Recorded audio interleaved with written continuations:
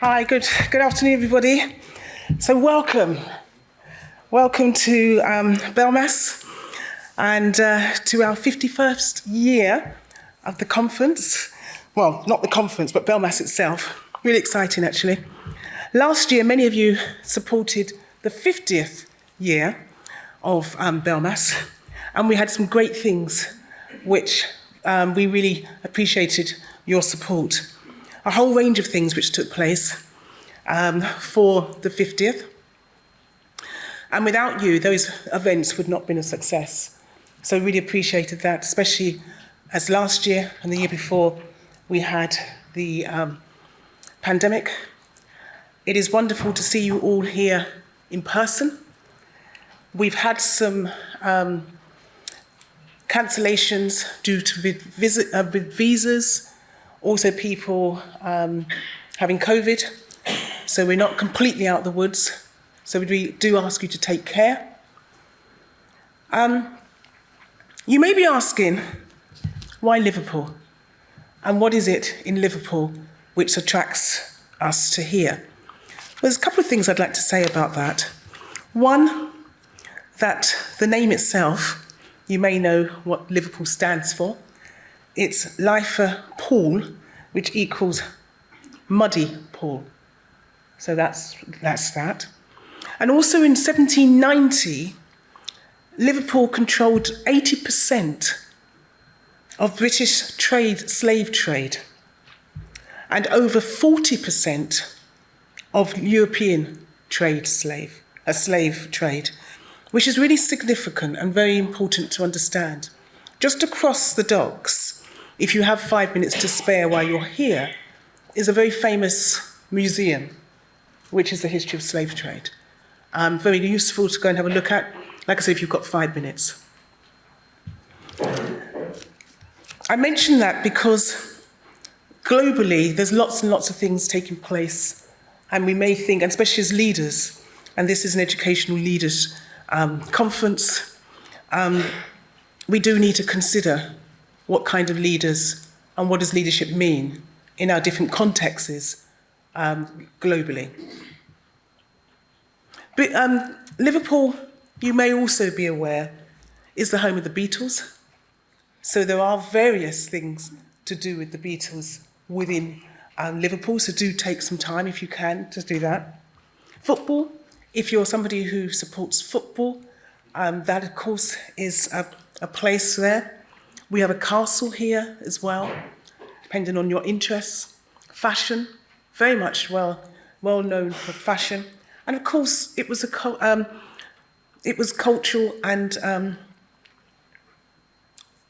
literature, I think it was, as well for the year as well. Lots to see and lots to be proud of within Liverpool. They've got 3 universities, and we were very fortunate to do a school visit today, and you can talk to the people who took part in that.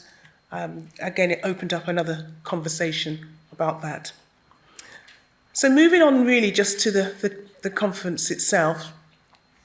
As always, we've had some really, really good sessions. I do hope that you are able to participate in them, as always. And we have a smaller conference, but doesn't mean to say it's not going to be an exciting one, and it's you make it that. What I also want to say is that you'll notice with BELMAS this year that we have joined up with CCAM. So it's joint with CCAM, and I know that Ian is going to introduce the president of CCAM, so that's going to be discussed as well. And also we've got colleagues from UCA here as well, because as we progress and we want to develop ourselves moving forward, so we've got people from UCA here as well. We've decided that we haven't done a hybrid model for the conference, but what we have done is there are certain parts which are going to be live streamed. And if they are where you're going to be one of the presenters, you will be sent some information, you would have been sent some information. There's going to be a live streaming, for example, today, which is on this, but also the symposium, which takes place at 3:30, and also, which is the 50th anniversary symposium, and also the symposium this afternoon as well at 5:15. Saturday we have some as well, and also on Sunday. What else do we need to know? For this conference to be a success, please do participate. That is really important. If you feel that there's something you're not quite happy with, or you really need to speak to myself in relation to the content or anything like that, please do find me. If it's to do with more operational, please do find Richard and his team, but any of us will be able to help you, because we want to make sure that your stay here is as wonderful as we want it to be. And I don't think I've missed it. Have I missed anything, Ian, which I should have said, which I could have said? Also, your packs themselves, we've tried to reduce the amount of paper so you don't have huge amount, but also recognising that many of us, whether you're principals, whether you're education policy makers, whether you're academics, do like to have a little bit of paper. So we have got your first page, we've got the attendance list, which is useful to have, and we've also got a smaller version of the programme. So at least we've tried to cater to all of your needs. So, you know, it's nothing worse than trying to do something on an app and you're not familiar with it, and then the thing dies because your battery's dead. So, you know, it's always have something, you've got a backup plan. Enjoy the conference. I'll see you around. I'll be around all the time. And of course, I'll come back on again in the on Sunday afternoon or lunchtime or whenever it is, and just to make sure that we've dealt what we wanted to deal with, and any kind of comments for feedback and evaluation. Always give as much feedback as you can. All right, thank you very much.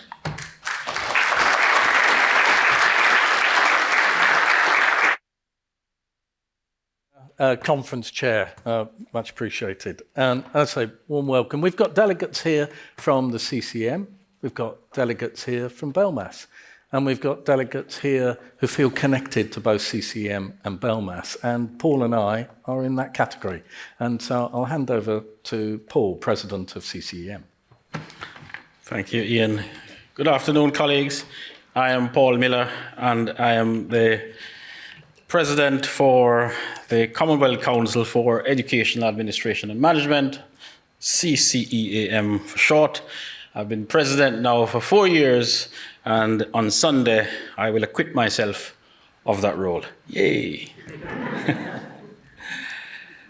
So, colleagues, on behalf of the CCM executive, I want to also welcome everyone to this conference. As Ian said, some members here are CCM delegates, some are BELMAS delegates, some are joint delegates, CCM, BELMAS, some represent other organizations. Colleagues, whatever your affiliation, welcome. CCM prides itself on cultural diversity, and we are pleased so many peoples from across the Commonwealth are represented here at this conference. The CCM, through the Commonwealth Secretariat, works across the Commonwealth to support governments, policymakers, researchers, and practitioners in the areas of educational administration and management. In this year alone, we had input into the Commonwealth Conference for Education Ministers via some research commissioned by the Commonwealth Secretariat and undertaken by Professor David Gurr.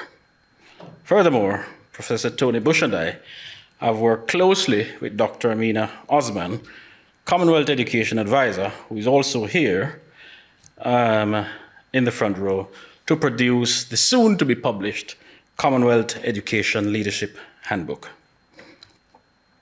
A number of CCM executives are also at this conference, and many of whom are sitting in the front row here as well.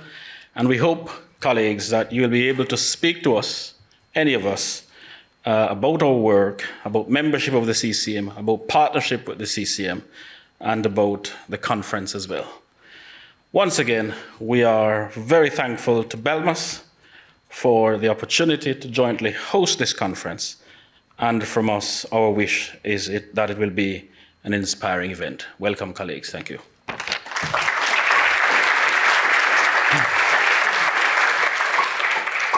Thanks very much, Paul.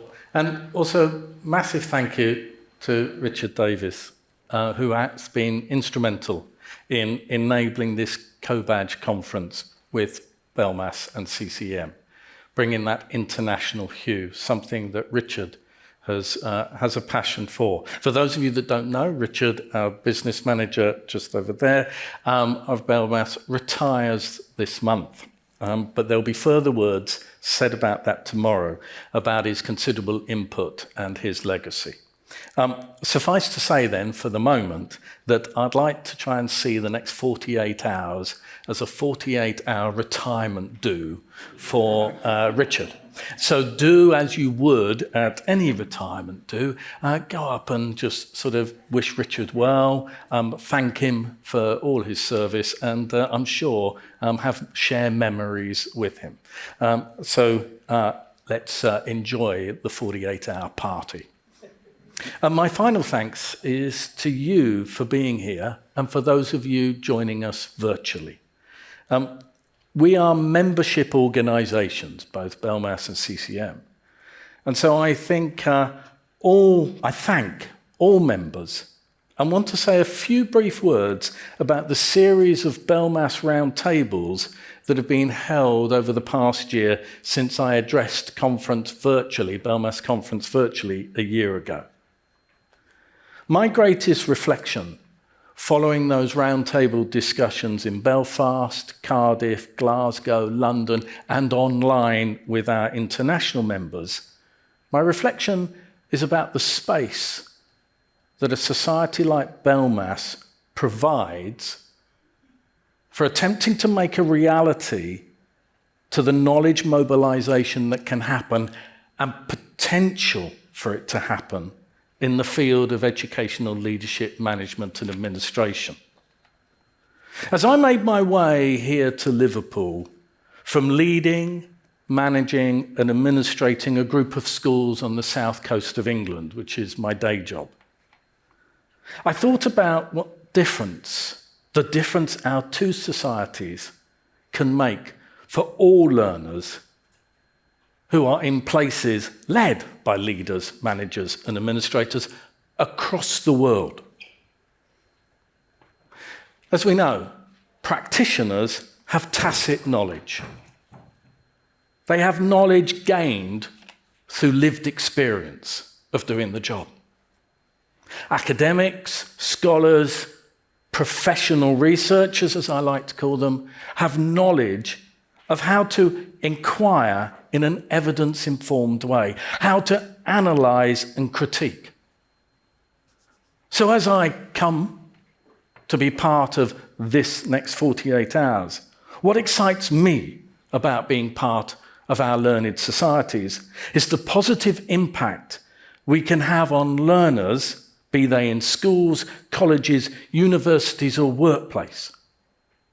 Because the positive impact that we can have is that we can encourage and enable and give the space for that knowledge mobilization. In this room, delegates here are both those who lead, manage and administrate, may well holding those sorts of positions within their universities or their schools or colleges. But we also research. And so my view is the difference we can make is to enable every leader, manager, administrator to have the curiosity to inquire, to ask questions of their context, to ask questions of their practice, to want to know more. And of course, those of you that are professional, those of us that are professional researchers, can bring a depth of methodology, design to the way of thinking to support that decision making. You bring a critical reflection to their tacit knowledge, bringing together the research, and the practice.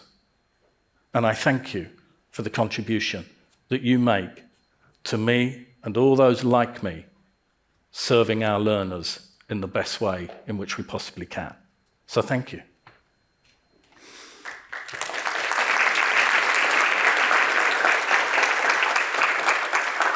And it's a real pleasure for me to ask Paul to come and introduce our keynote speaker, Tony, who is somebody who has walked the talk that I've just espoused. Thank you, Ian, and thank you everyone for coming along today for this weekend. It's wonderful to see everybody face to face again after quite a torrid couple of years that we've all had across the globe. And it's fantastic to be back at BELMAS again after a couple of years doing these things online. So yeah, wonderful to see so many faces here, some familiar, some not so, but I hope to get a chance to catch up with as many of you as possible over the next couple of days. Okay, so our first keynote speaker, he doesn't really need much of an introduction in many ways, and that's helpful because I was explicitly instructed by Richard to keep this short and sweet. Okay, so I shall obey his instructions. I know he said orders then, Richard, but I shall do as I'm told. But anyone who has worked or been involved with in the field of educational leadership and management and administration will have come across our next speaker in some form or other. They'll know his name, they'll maybe have read his work, possibly heard him speak at events such as this. They may have worked with him. They may even have had the good fortune to have had him as their doctoral supervisor. And I can think of at least one person in this room who had that privilege. And of course, members of BELMAS will know him not only as one of the most respected scholars in the field, but also because of the central role that he's played within this organisation, within BELMAS, and the contribution that he's made, the huge contribution that he's made to its development, its evolution, and its success for much of the time that it's existed, over the last sort of half century. He's also been at the helm of our flagship journal, Educational Management, Administration, and Leadership for the last 2 decades, during which he's upheld the quality and developed the international reach of its articles. And I think that also helped to steer its growth into one of the most eminent and impactful journals within our field today, and I can't really, overstate the impact that our next speaker's had on this journal. And it's particularly pertinent that, I think, because as we celebrate the journal's 50th anniversary this year, I'm sure we're all looking forward to hearing some of his reflections on that particular journey over the next hour or so.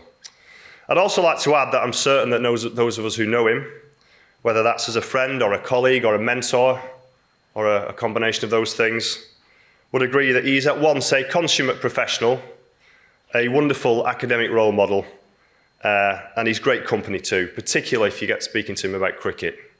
English cricket, that's the England cricket team, and I apologise to any of our Australian colleagues in the audience this weekend, but I should be gloating about our cricket team, and I hope our next speaker will do so as well, at least for the next 48 hours. So colleagues, it gives me great pleasure to welcome on stage to deliver the Sage 50th anniversary lecture, the President of BELMAS, Editor-in-Chief of Educational Management, Administration and Leadership, and Professor of Educational Leadership at the University of Nottingham, Tony Bush.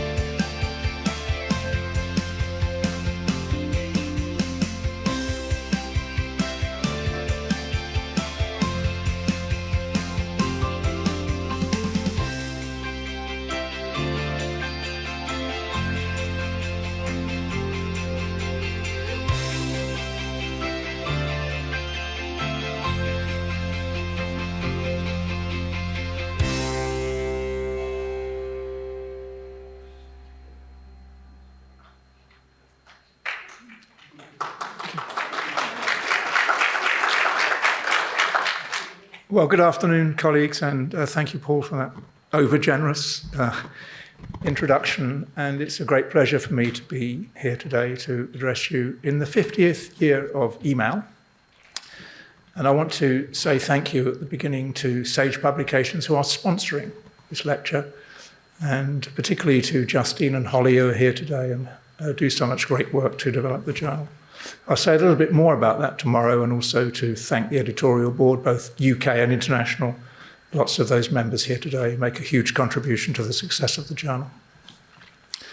So, as you can see from the title, I've set myself a modest task, surveying the field over 50 years in something under 50 minutes. So that's not going to be easy, but I do want to begin before that to say how wonderful it is to see everybody here in person. I think this event has made me realise more than before how impoverished a virtual-only experience is, and how much difference it makes to have an in-person event. And it's delightful to see so many friends and colleagues of mine, and those who I hope will become friends or colleagues in the future. And a particular shout out, if I may, to my 4 PhD students in the audience today, who, not content with seeing me supervise their work, still come along to hear more at the BELMAS conference. That's very brave of them. Okay, so let's make a start. So, changing names in our field. So the journal was first called Educational Administration, then Educational Management and Administration, and then Educational Management, Administration and Leadership. I'll say more about that journey in a few minutes' time, but it's symbolic of the changing nomenclature of our field, the changing names.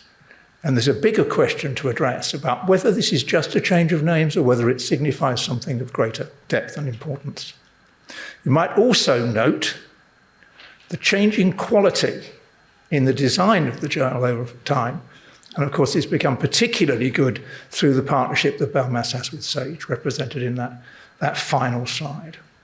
So is it just a change of names? Or is it the nature of a field that is so dynamic it is itself changing and is not what it was 50, 40, 30, 20, or even 10 years ago? I invite you to think about that particular issue.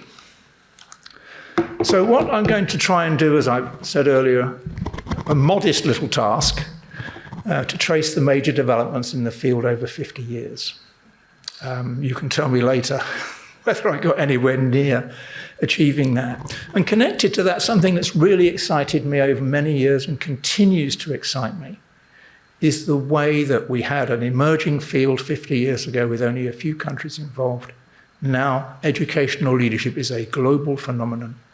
And it's represented, of course, by the huge diversity in this audience and in people attending this BELMAS and CCAM conference. And it's absolutely wonderful to see, to observe, and to participate in that. Then I'm going to try and say something more about this change in names from administration through management to leadership, and try to speculate with you really about why that happened, what is the significance of it, and where do we go from here. And then to say something about knowledge production, because one of the interesting things in preparing for today and looking over 50 years of the journal, something over 200 issues. That didn't take 5 minutes, by the way. Quite a long time to do. How knowledge production has changed dramatically in that period. And then to look at some of the major debates in the field. And then bravely, you might think, attempt to speculate on what might happen in the next 10 years. I'm not brave enough to speculate what might happen in the next 50 years, although if I did, I wouldn't be here to see whether I was right or wrong. So that's what I'm going to try to do anyway. So we started local, and I think this is really quite fascinating. So educational administration, as it was, first of all, was founded in the year following the foundation of the society. So that's why we're in our 51st year as BELMAS, 50th year for educational administration. And the editor then was Meredith Hughes. Some of you more experienced people will be well aware that Meredith was very much one of the field leaders, both in relation to BELMAS, but also very much in relation to CCEAM as well. And was, for many years, a professor of educational management, as we used to call it in those days, at the University of Birmingham. What I found fascinating when looking through that first volume, though, All contributors British, so a narrow field, all bright, all white, nearly all male. So really quite narrowly defined. Also, what was interesting is many of the contributors were school leaders or local authority practitioners, not much in the way of research-related articles at that point. And often they were about commentary. They were commentaries about policy and practice, what we might call a think piece, rather than having references in them. So few articles were academic. Only one of the papers had references. Now, doctoral students in the room, think what would happen if you tried to get away with that, right? No references. See where that would work. And only one female author was Miriam David, who was then a leading professor in our field. There were also book reviews, and EMAL no longer carries book reviews. It's a different story for another day, but there were 3 book reviews, and I was struck to see in the very first issue of the volume, one of them was Ron Glatter's important book on management development for the education profession. 50 years on, that still stands out as a landmark book for our field, at a time when nobody thought it would be necessary to train or prepare school leaders. Sadly, more than half the countries in the world still think that.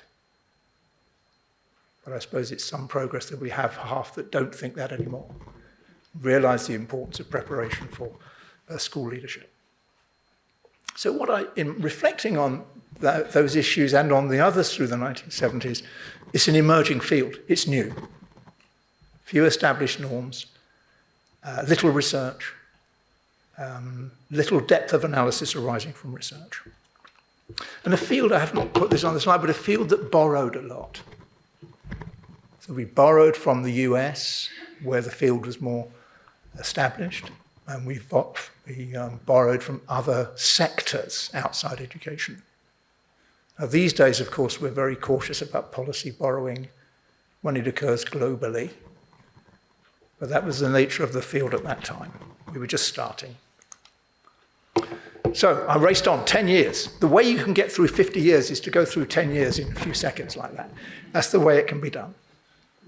So I focused on this issue because it was the first one that carried the new title of Educational Management and Administration, which followed a change in the society's name from BEAS to the British Educational Management and Administration Society, or BEMAS.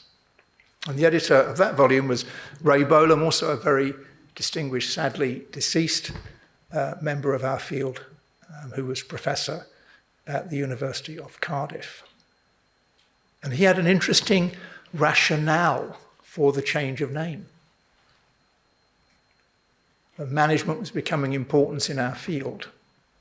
And it links to the issue in the second bullet point about, and this is a debate that's gone on over 50 years, is education just another sector where we apply general management principles? Or is it a distinctive sector where we focus mainly on educational values and purposes? I'm very clear that it needs to be the second and not the first. But we were in a phase then, particularly in England, but also elsewhere, where corporate values were important. And so there was that focus at that time around, I'll say more about this later, around what we call the functional aspects of management, managing finance, marketing, human resource, and of course I don't discount the importance of those issues, and I'll come back to that. The other thing I noticed about this volume, number 10, was a really important paper, and one that I think has become important all the way through this time. A special issue on micropolitics in our field, and headed by Eric Hoyle's groundbreaking work, and I think more established members of the audience will be familiar with Eric Hoyle's important work on this. And the recognition that the cozy assumptions that there will always be harmony in schools was laid bare by his powerful analysis of the reality of interests and interest groups and conflict that take place in organizations, and it's leading and managing those issues that's a challenge for our senior and middle leaders. There was also one of the first international contributions in this issue from Auckland's Viviane Robinson. I think many people in CCAM as well as in BELMAS will be aware of Viviane Robinson's work, which continues to be of great importance to our field. And we're pleased that she's a member of our international board in EMAL. And most people will know that her work about the importance of instructional leadership has been very significant and widely influential globally. But that was an early contribution from her. I'm not sure she'll thank me for drawing attention to the fact that she was writing in the field 40 years ago. But there it is. That's what I found when I looked for that.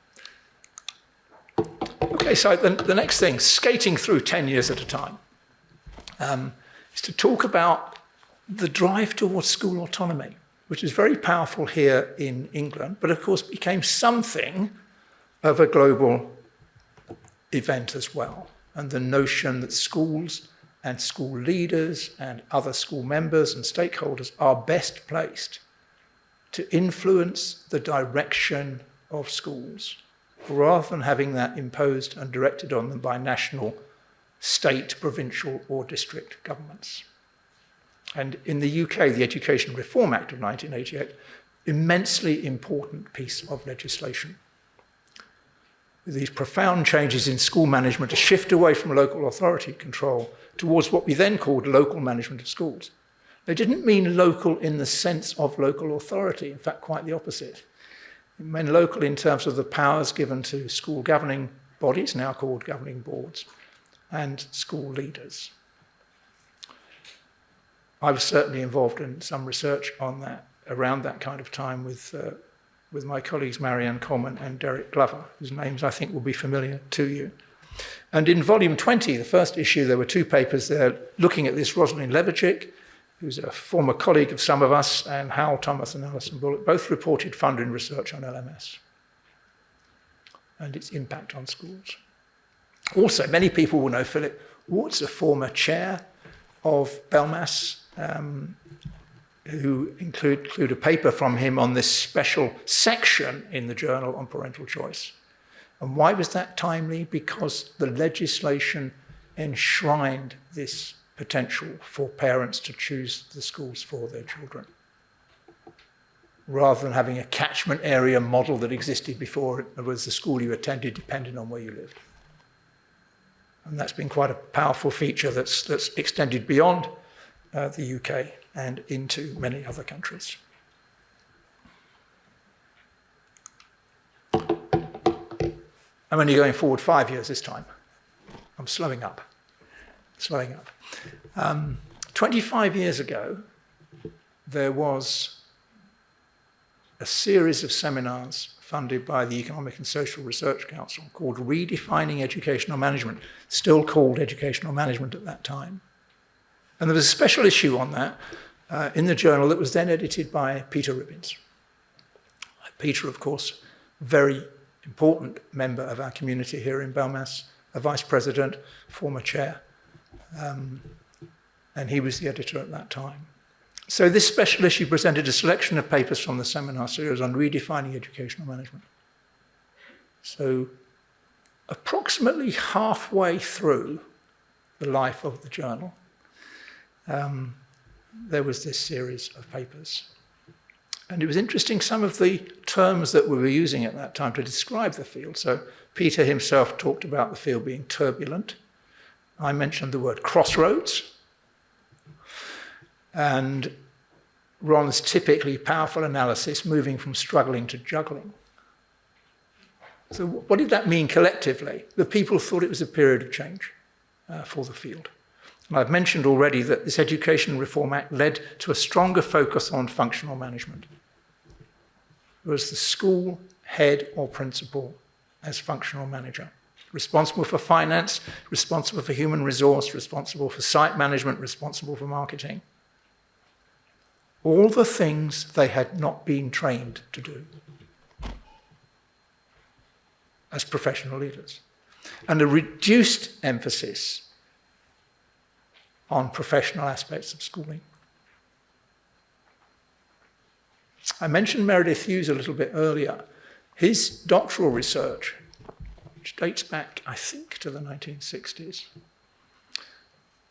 showed a clear distinction between these professional and what you might call managerial aspects of leadership. And at that time, which is pre-Education Reform Act, the emphasis was mainly on the professional aspects, leading teaching and learning, leading student welfare.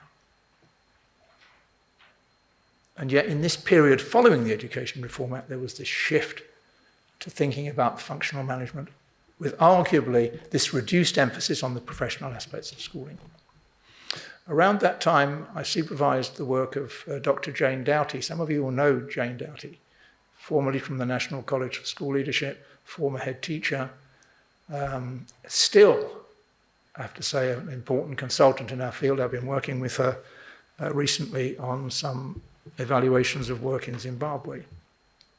What she found was, following the Hughes model, there had been this shift towards the focus on management, away from the focus on professional aspects of schooling. One of the interesting aspects of the collection of papers that we published under Peter's leadership at that time was that we were concerned. The seminar series that we held over a period, we had 4 extended seminars in a period of time, couldn't be purely technical. We had to locate it and focus it on educational values. And that, I think, was most strongly expressed in the paper in that issue by Tim Simpkins. Peter Ribbins produced a very powerful editorial overlooking that issue. One of the things I noticed on rereading the editorial for this presentation was his powerful and foresightful, if that's a word, comment on the rise and rise of leadership. Notice the title of the journal, still Educational Management at this time. The rise and rise of leadership, and I describe it here as a portent of what's to come in the new millennium.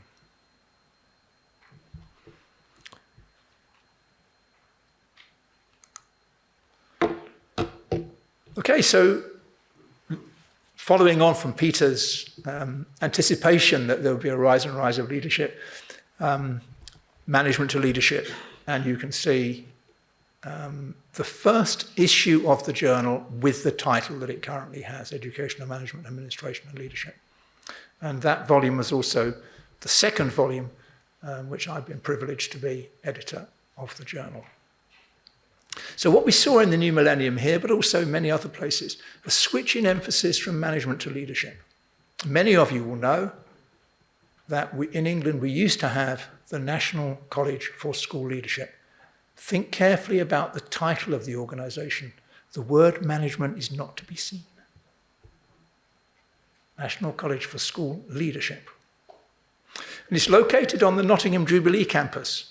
Now, I happen to know the Nottingham Jubilee campus quite well. I work there.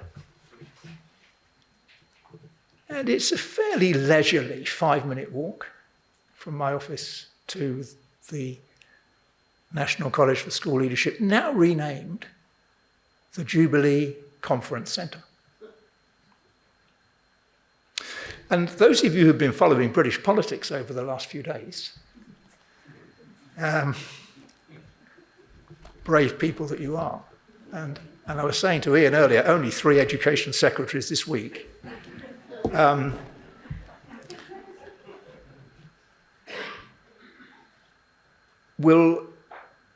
May remember that Michael Gove was one of the ministers to leave the cabinet. And he was described in a charitable comment by the Prime Minister's spokesman as a snake. You know government's disintegrating when senior colleagues call each other names like that. But I have a different criticism of Michael Gove. He closed the National College for School Leadership. And I have to give him credit, because he did it in such a way that there was very little reaction to it, because he closed it by stages. Closed a bit, closed a bit, closed a bit, until finally, by the time it was handed over to the university, at a price, a knockdown price, because who else was going to buy it on university land? People were not surprised, and it ended not with a bang, but with a whimper.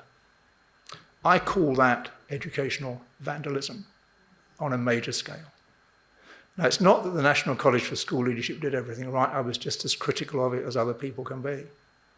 But it gave a focus, a powerful focus, to our field. And it was internationally recognized. I'm going to say a little bit more about that in a minute. So, when I was interviewed for the position of editor of Educational Management and Administration, it was then by a very distinguished panel, chaired by Ron Latter. One of the things I said in my application was that I wanted to include leadership in the title of the journal. The society had already changed the name from BEMAS to BELMAS, so it seemed a logical thing for us to do. And it was a recognition of changes in the wider field. Just for interest, the other things I wanted to do was to extend the international reach of the journal without being too immodest.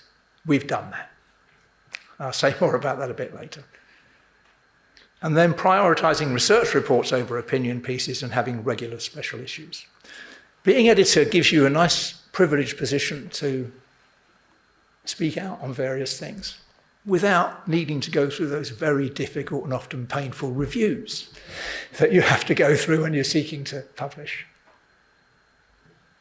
It gives me a chance to, in print, to do what I'm doing now, which is say what I think. So that was it. So that's still the title, and we're still in partnership with Sage, and we're very pleased to say that we've just started the first year of a new 5-year contract between BELMAS and Sage to publish Educational Management, Administration and Leadership, and also Management in Education, edited by Paul Armstrong.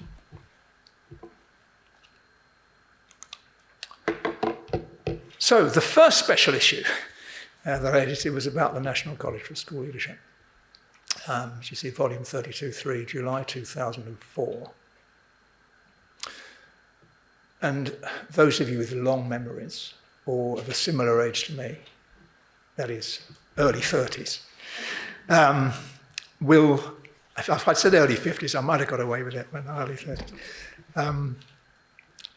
Labour's election slogans included the focus on Tony Blair's 3 main priorities: education, education, and education. Right? Catchy, isn't it? Catchy.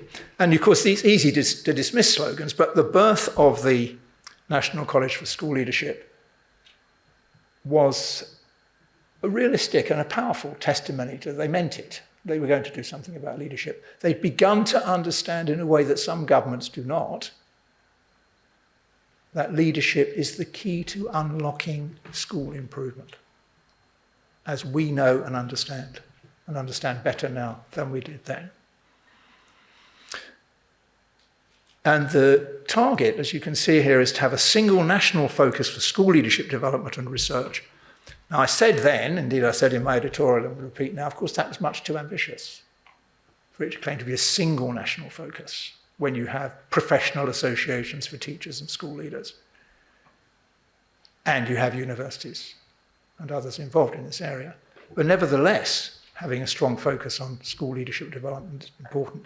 And notice the use of the last part of that statement, and research.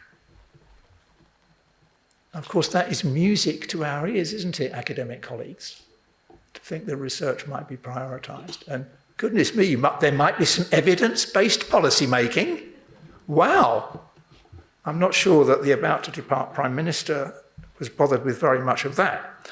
And it aimed to become a world-class organisation. Now, of course, these are easy claims to make, are they not?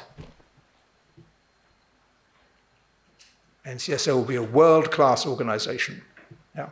You get that, all those claims all the time, and we have to treat them with some scepticism. But what was interesting about it is they backed that up by arranging visits to 7 countries.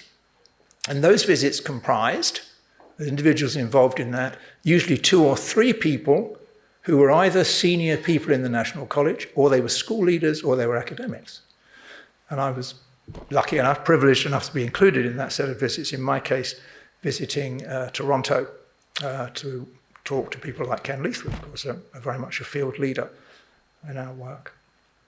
But I ask you to think about their choice of 7 countries. So the 7 they chose, strictly in alphabetical order, so not necessarily in order of priority, right? Australia, some Australians here, Canada, we have some Canadians here, Hong Kong, New Zealand, Singapore, Sweden, and the US. So I'll just throw out a question to you. Are they the top 7? Or were they the top 7 then?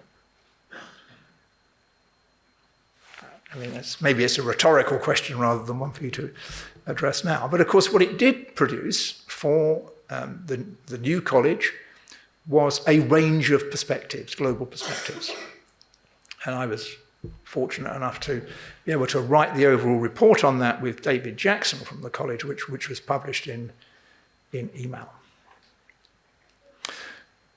Let's move on then to distributed leadership. And I noticed some papers in the conference focusing on distributed leadership and look forward to those. Of course, it's become the dominant descriptor of our field in the last decade or so. In terms of submissions to EMAL, we receive more papers focused on distributed leadership than anything else. Variable quality, but some very good. And I was very grateful to Jeff Southworth, who at that time was Director of Research for the National College, who had previously been a colleague of mine at the University of Reading, where I was working at the time, that his response to the papers that were produced in that special issue was to promote he was say to us, I'm anxious to promote the idea of distributed leadership. But just stop and pause for a minute and ask the question, so are these leadership models, and some of you will know I've written quite extensively about leadership models, are they analytical tools to help us to understand better the nature of leadership practice? Or are they rather something we should be advocating? And delighted to see Jackie Lumbey in the room. And of course, Jackie has addressed that question quite powerfully, not least through the pages of EMAL. It's an interesting question. Is it the role of a national organisation to promote a particular approach to leadership? As researchers tend to be a bit more careful about it. And you can see that it's been criticised by Helen Gunter, who's until very recently a member of the editorial board of EMAL, and by Jackie Lumbey. Do we think it's a good idea to have widely prescribed practice? And that's something I think for you to think about. I rather think it's better to think about this being analytical tools rather than prescribed practice. So that was an interesting feature of what they did. I also want to pay tribute to the college for the amount of research it commissioned, funded, and published. In the first 5 to 6 years of the college, it was funding more than half of all the research on school leadership in England, more than half. So you'll understand that when it closed, that was an opportunity for me to have a little cry. Because I was fortunate enough to do quite a lot of projects for the National College at that time. So I think it was very successful in producing development programs for leaders at all levels. Some of you will remember the leadership development framework they developed, with 5 levels ranging from middle leader development through to experienced leader development, experienced head teacher development. But it was first downgraded in Gove's clever model of let's close it step by step. Let's slice by slice by slice by slice until nobody recognises it anymore. And it was a great shame. But it is what it is. And of course, we could have a 4th education secretary soon, and he or she might decide to do it differently.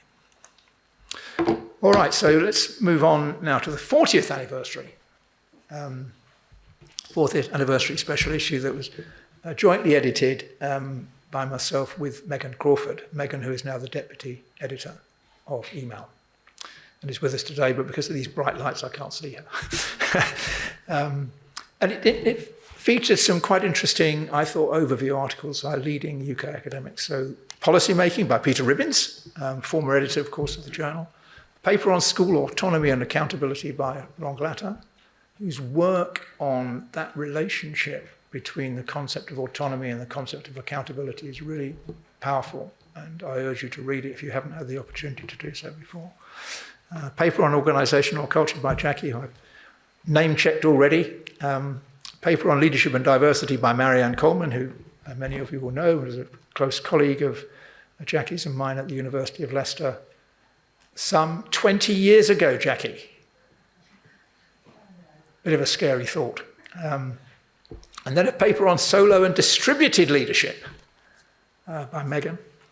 Leadership and management development by Tim.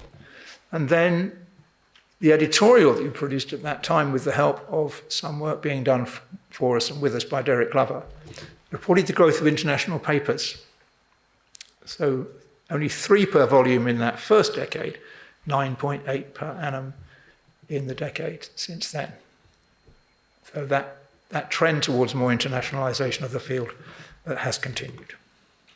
We see how I'm doing. Not too bad. So let's become a little bit more incestuous now and look in some details about the journal and what I'm calling here growth and quality over the last decade or so. So when I became editor, EMAL was not in the Social Sciences Citation Index. Indeed, only one educational leadership journal was, which is UCEA's Educational Administration Quarterly. It was the only one there. A big challenge for the field.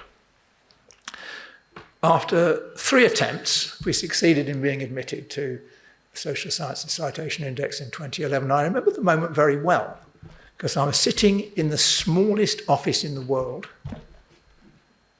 at the University of Witwatersrand in South Africa, where I was visiting professor, when the email came through from SAGE.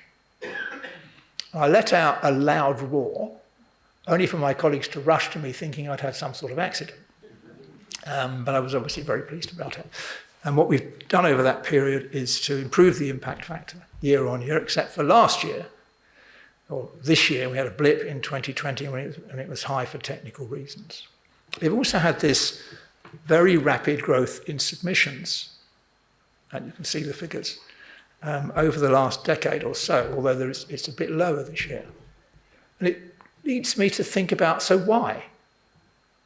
Why is there this big increase in submissions? Well, partly, of course, it's the growth of the field, the international growth of the field, the centres of knowledge production being so much wider than they were before. And that's a very great thing for us to know and to understand.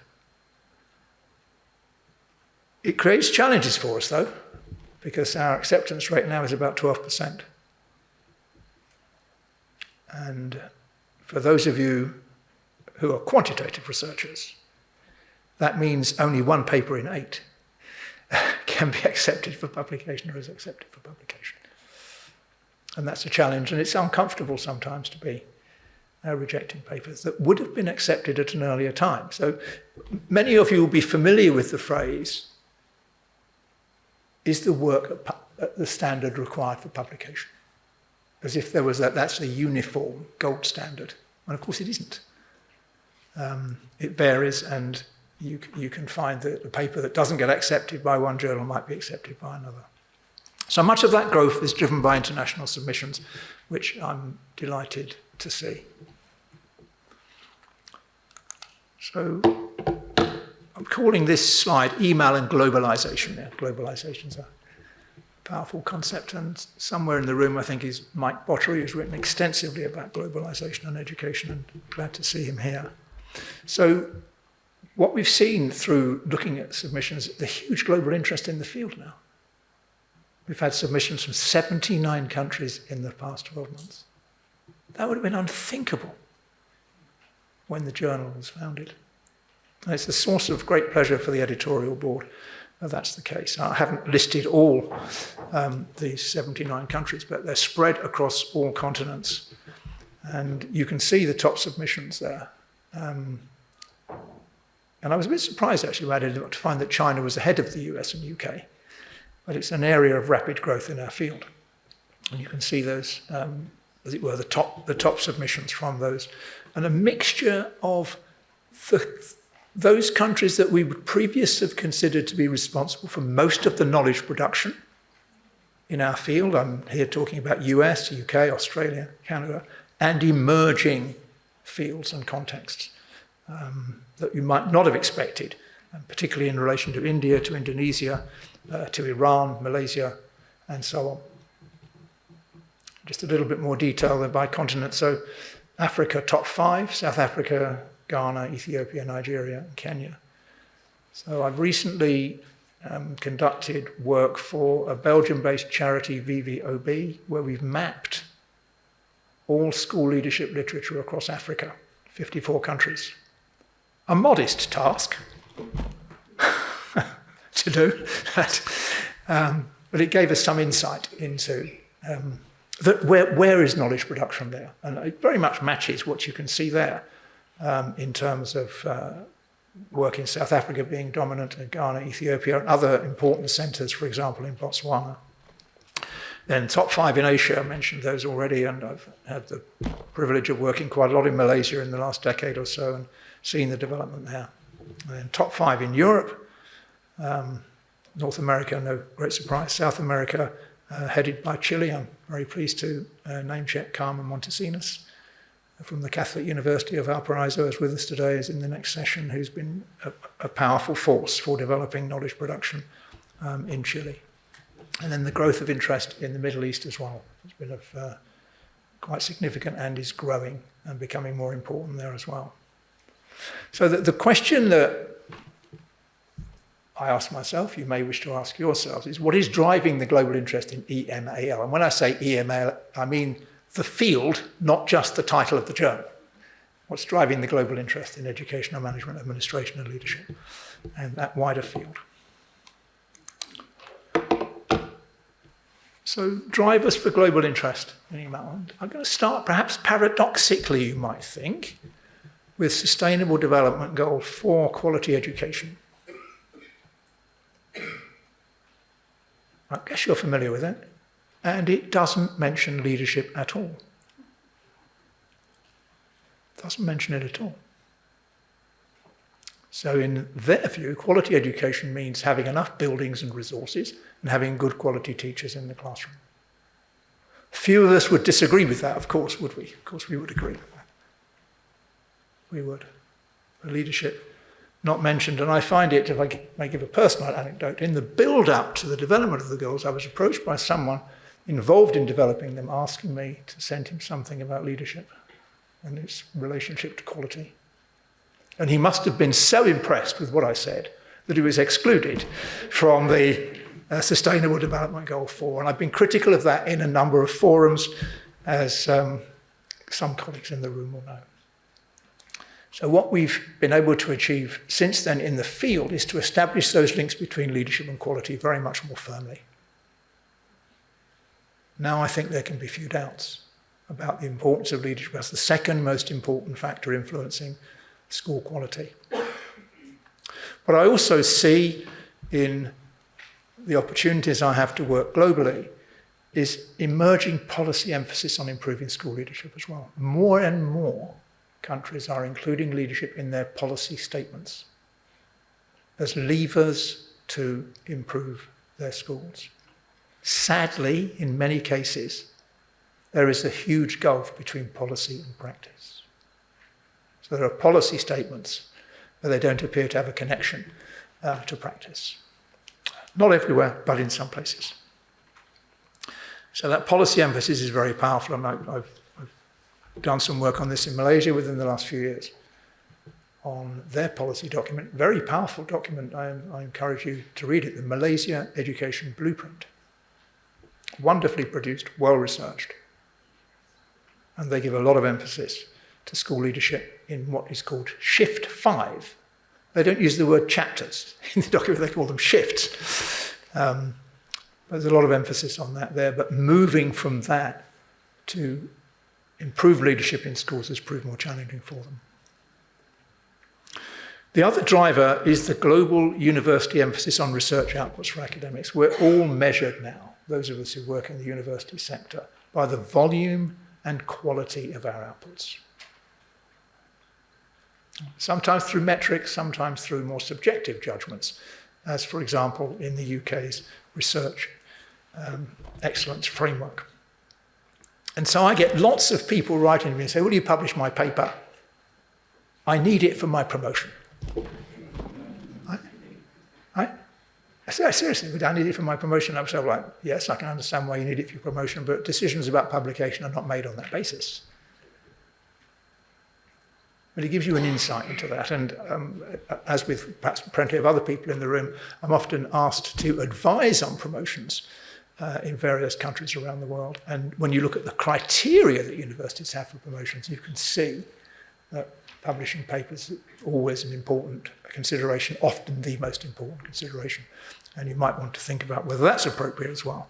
So it's often linked to appointments or posts or temporary posts becoming substantiated or promotions. And some university policies often stipulate social sciences citation index journals.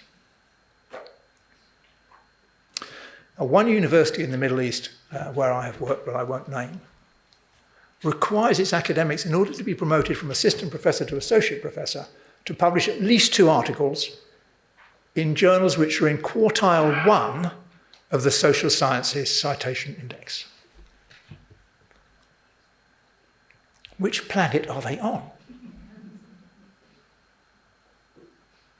And if you're a leadership specialist, you don't have that much choice in order to do that. So I think that sometimes they're understanding the need to do something at senior university level, but they're not making it work. Elsewhere, it's a quantity criterion. So university I advise somewhere in Asia, I won't say where, required its academics to have 10 published outputs before they can be considered for promotion to full professor.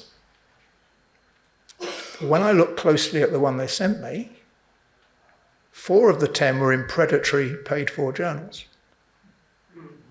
4 were were chapters in in-house books, and only 2 in Scopus journals. So my comment to the Vice-Chancellor was, don't just have a quantitative measure, have a qualitative one as well. One of the challenges, though, is how do we move away from a leadership discourse which is still dominated by the global north, despite that huge interest in submissions and in our field generally. So what we now call global north ideas, distributed leadership, instructional leadership, transformational leadership. And the challenge is, how do these ideas travel to diverse contexts? We see much less research focused around indigenous ideas around leadership. I'll say a bit more about that in a minute.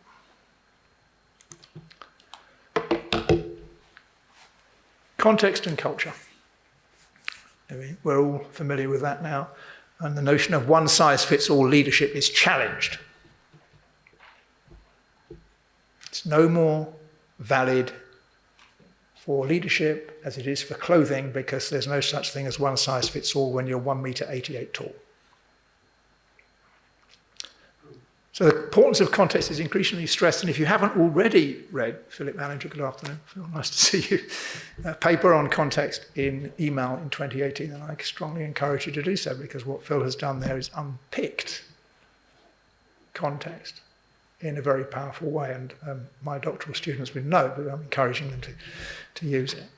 So what we see increasingly is a recognition that policy borrowing is unwise.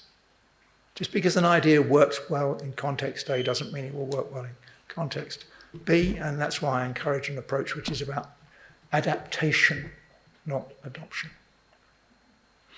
So one of the things I've seen, and others will have seen as well, in Asian contexts, which with powerful hierarchies and distinctive, over-respectful, some of us might think, cultures, distributed leadership has been borrowed. It's all over the Malaysia Education Blueprint as something that schools should be expected to do, but it's purely allocative. So in the work I've done in Malaysia, for example, you can see it also in research done in Nigeria, including by a former PhD student of mine, and in Singapore, and also in Phil's work in Thailand. that distributed leadership as enacted in these contexts is not the same as it is in the literature where it's seen as an emergent construct. So let me mention again the issue of how do we move beyond researchers in new contexts interested in our field, moving away from exploring and applying these Western-dominated, global North-dominated models to looking more at indigenous models. And one we've talked about a little bit, particularly in the work I've been doing for VVOB, is Ubuntu, which is quite a widespread model. Some of you will know about it in parts of Africa. But I also want to name-check Philip Hallinger again. And the other issue that, of course, in a lot of indigenous work may be there in national language outputs, and those not those published in English. And here we have a challenge, because when we look, if we all ask ourselves the question, what are the top journals in our field? We will end up a list that it's all published in the English language. And again, Philip, forgive me for naming you again, but Philip talks about the core journals in our field, and they're all English language journals. So I think there's some issues there for us, and it's one of the things I've been trying to work on with colleagues who obviously have command of other languages and are able to look at other outputs as well. Okay, I think I'm almost out of time, so a little bit more about our 50th anniversary special issue. I'm not going to say much more about it now because we have a symposium after the break for 5 of these papers, but just to let you know who has contributed to the special issue. And what we decided as an editorial board was to invite submissions, proposals from members of the UK board and the international board, and you'll see all those really rather distinguished names on that list. So I encourage you to read it. It's the March issue earlier this year, and if you haven't read it already, you should better see it on the sage desk outside. So I said I would speculate. Okay? If I'm still around in 10 years' time, you can tell me whether I got this right or wrong. So my thinking about this was, I think the global interest in the field will continue to grow. It's been growing exponentially. I expect it to become more important. I expect field leaders to emerge from new contexts. So when we talk about who are the leading people in our field, we draw them from a wider range of countries and contexts and cultures than perhaps we do now. I think policy interest in leadership will continue to grow as people recognize more and more that leadership is a critical component of school improvement and has to be addressed. And linked to that, recognition that leaders are made, not born, will lead to more development opportunities for current and future school leaders. And I've noticed from the program we have 2 sessions on leadership development here in this conference. And I'm speaking to the converted, so forgive me. But the notion that it's okay to move someone from school A as a teacher and put them into school B as a head teacher is morally bankrupt. It's quite wrong and inappropriate. And it's no wonder that in many countries around the world, there are few candidates for headship positions. Let's prepare people properly so that we have good quality leadership in our schools. 2 more things. The trend to see leadership as more than just headship will grow. Still see too much thinking in some policy documents. We're addressing leadership, and when you look more closely, they're not. They're addressing headship. And how you move beyond headship to a wider range of leaders is increasingly important. And then a bold little claim in number 6 to finish off. The best leadership scholarship will continue to be published in EMAL. At least I hope so. Thank you.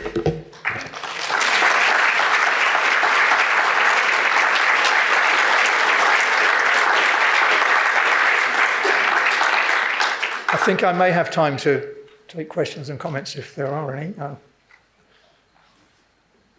A few minutes. I'm looking at Victoria but can't see her.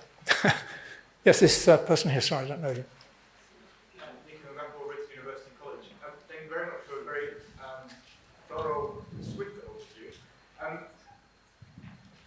That's a novelty after 2 years doing it online. Thank you very much. And my question relates back to about 2 slides ago when we were talking about the hidden literature in non-English language journals. My background is mainly in evidence synthesis research, systematic reviews and similar things. In your expertise and opinion, are we missing the key section of important knowledge? And if so, what is the best way of dealing with that, considering that a lot of national language outputs are not easily accessed? That's a great question. Thank you very much. So in my own work, what I've tried to do is to work with colleagues who are native speakers, if you want to use that word, of the home language, the indigenous language. So in the work we've done in Malaysia, for example, our literature review has included language published in Bahasa, Malaysia, as well as English language as well. And I do encourage senior researchers in the room to try to work in that way with colleagues in different parts of the world. A challenge around that in some parts, however, and I think particularly of the work I've been privileged to do in Africa, is much of this knowledge is tacit and is part of an oral culture. And so very often isn't written down even in the indigenous language. I do think it's a challenge. I hope that at minimum that I've been able to raise awareness, so far as awareness needed to be raised, about not to neglect that. And so when we do, as many of us do, systematic reviews of the literature, to think about the extent to which we can do that. And so many universities in the UK, including my own, have many Chinese students. One of my Chinese PhD students is in the room today. And strongly encourage them to draw on Chinese language sources as well as English language sources in producing their doctoral work or their master's work. Not to think that one is better than the other. I think there's a danger for those of us brought up with the English language to think, well, okay, everything in English is good, everything in English is not so good. Need to address either. Yes. I just think this is a great opportunity because the previous slide talked about the lack of Indigenous research. And I just want to remind people that the CCAM keynote speaker on Sunday, Mary Berryman, is bilingual in both Maori and English, and will be talking to us about Indigenous research as well as other things on Sunday. So it may be a gap that she'll begin to fill, and CCAM will begin to fill as well. Brilliant. No, thank you. That's very, very, very good. Very helpful. Okay. Please. Hi. Thank you for a really fascinating trip back through the history of the journal. I just wanted to ask about your observation regarding the increasing presence of leadership in policy documents. And I'd like to hear your take about that as a phenomenon of the decentralization of the responsibility for school improvement. So the South African context that I'm most familiar with, this emphasis on education leadership is often read as an absolution by the government of its responsibility for the material provisioning of schools. And the failure is always attributed to bad leadership, even though it is blatantly obvious that things like infrastructure are failing. So I'd like to know what your discursive take is on that increasing presence of education leadership in policy documents. Thank you. Very good question. And South Africa is very dear to my heart, having researched there since 1996, which was, you will know, South African Schools Act in 1996. And I think that a lot of what you say is true about that particular context, the issue around devolution to schools, and particularly the establishment of school governing bodies very early on, as early as 1997, places a big responsibility on schools and their communities. And I think it's well motivated. I think the way I've interpreted it is to see it as part of the democratic pathway and the movement away from the disgraceful apartheid era, which still tarnishes South Africa all these years later. The issue about whether that enables them to pass the blame, as it were, onto school leaders is a particularly interesting one for me. And I think there may be something in that. And what I find in practice is they hand stuff over to school governing bodies and then they take it back. Because the risk from a policy-making perspective, and I'm not saying I agree with this, is people are very comfortable passing responsibility to the school level as long as the schools make the decisions they would have made themselves. They're much less comfortable with doing that when they make decisions that are different from the ones they want themselves. And one of the most interesting aspects of that, in my experience, particularly in KwaZulu-Natal and also in Gauteng, these are South African provinces for those who are not familiar with it, is in the appointment of head teachers, which is notionally a school governing body responsibility, but the local district is trying to pull it back. And of course, it's an important aspect, isn't it, in appointing the head teachers, an important aspect of that.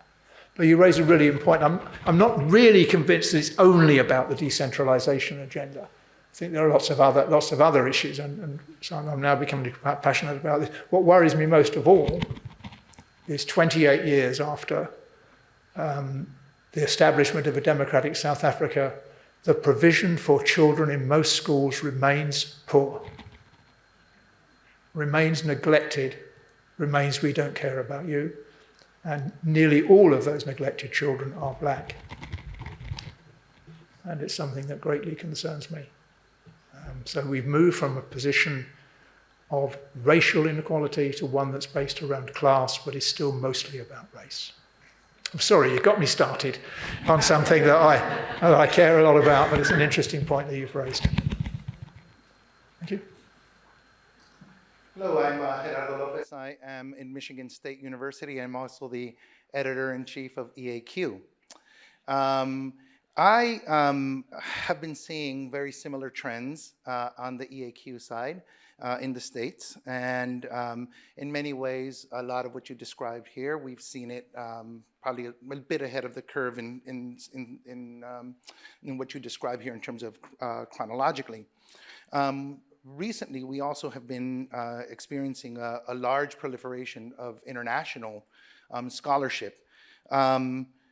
But unfortunately, what we've also have been seeing is a large increase in desk rejects of those international submissions, in part because of there's language barriers, there is issues of flow, rigor, et cetera.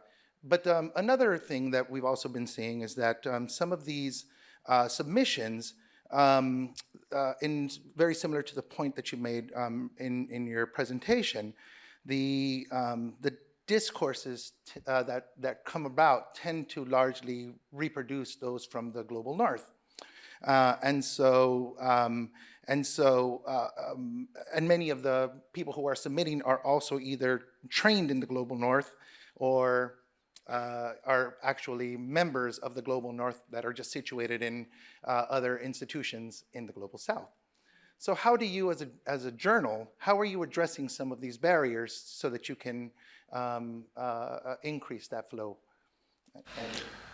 Yeah, that's a great question. If only there was an easy answer I could give you. I think let's start with the issue of desk rejects. I mean, I'm not sure how much comfort this will be to colleagues from developing contexts, but I'm capable of doing desk rejects from all over the world.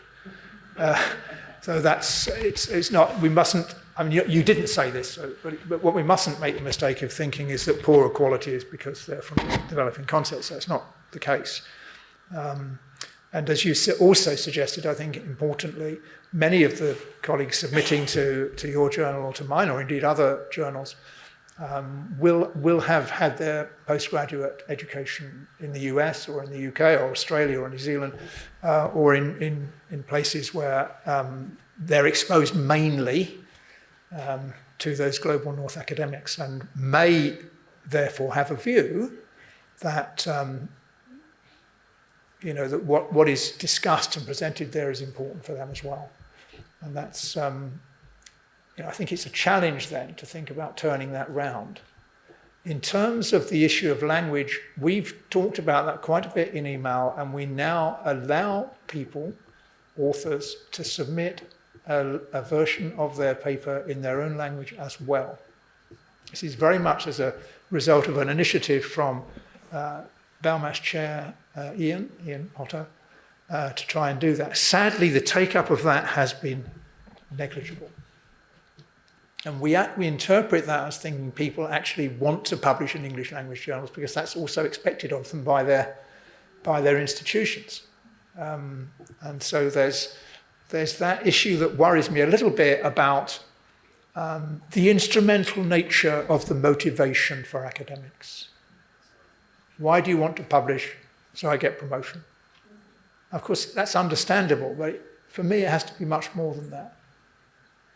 Joining the global community of researchers so we can understand our field better has to be an important part of that. The issue about how we encourage it, my stance, people who've submitted to the journal might say you must be joking, but my stance really is to be highly invitational in terms of submissions to the journal. So I respond to every query I receive from anywhere in the world about whether or not this paper would be suitable for my journal. It's quite time consuming because they usually send me an abstract or half a paper or a full paper or one long enough for 2 papers and so on. So it'd be quite time consuming, but I think the responsibility that I feel, I imagine it'll be the same for you and for other journal editors, where you won't grow the field if you're not responsive to what people have to say to you. Even if you say, I'm sorry, it won't work, it won't fit, this won't, and if you want it to fit, it needs to do this. And it's quite a challenge and a responsibility to do that. But I think I've probably given too long an answer, especially as we're running out of time. But perhaps we can have a chat later over a coffee or something. How are we doing? I'm waiting for conference organisers to tell me to shut up. But Ken. Thanks, Tony. That was really excellent. Ken Jones, Managing Editor of Professional Development and Education. Your first slide, the very first issue of this was EMA, which was fascinatingly and not surprisingly practitioners, local authority, policy people. And one of the issues we have now is how to make the research published in BELMAS, published in EMAL, accessible to those people, those future leaders that we need. And just a shout out to Paul and MIE, because this is part of a community of journals which are actually able to be accessed by a larger number of people. And I think if we are going to develop and support the development of future leaders, then they've got to be able to access the sort of work that's published in your journal. Ken, it's a great point, and I know that will be an issue of concern for you and your editorial board colleagues of professional development in education as well. And one of the worries about a situation where oversupply of articles leads to a low acceptance rate is, what are you squeezing out there? What are you squeezing out? And that's a bit of a worry, and it also raises questions, and I think under Paul's editorship and Jacqueline Baxter's editorship before him, there's a greater degree of accessibility to a wider range of types of article, a wider engagement with policymakers and practitioners than we're able to have with EMAL. We hope in that sense the BELMAS stable of journals is able to address the point, even if EMAL struggles a little bit. And Richard is waving at me to say, he's doing this to me.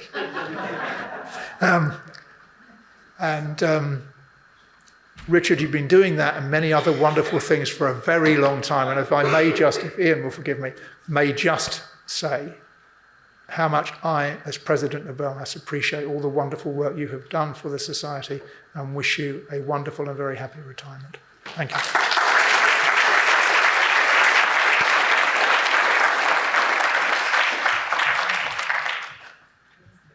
We will keep the show on the road, but we can't let that moment pass because without a massive thank you to Tony. Tony's just acknowledged Richard's contribution, but we can see this afternoon the massive contribution that Tony has made. And in a moment, I'm sure we will certainly applaud that. A couple of reflections that you made me think of, Tony, just in terms of the commensurate professional researcher and maybe the reflecting practitioner, about how my job is so much caught up in leading, managing the micropolitics of a situation. And the salient warning that I thought you were giving of making sure that educational leadership, management and administration doesn't fall foul of the engine of bureaucracy.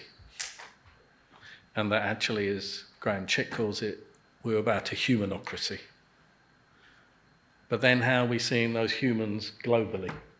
So you talk about micropolitics, but what about within that the global politics, and the question there of how do I as a leader, how do I as an editor make sure I'm not privileging people who I can relate to, or people who look like me or speak like me? How do I deal with that? How do I unpack that in both my leadership, my editorialship, my authorialship, my authority? Thank you for provoking those reflections. And thank you for your, I'm not going to say 50 years of contribution, but certainly significant contribution to those 50 years. Tony Bush, Professor Tony Bush.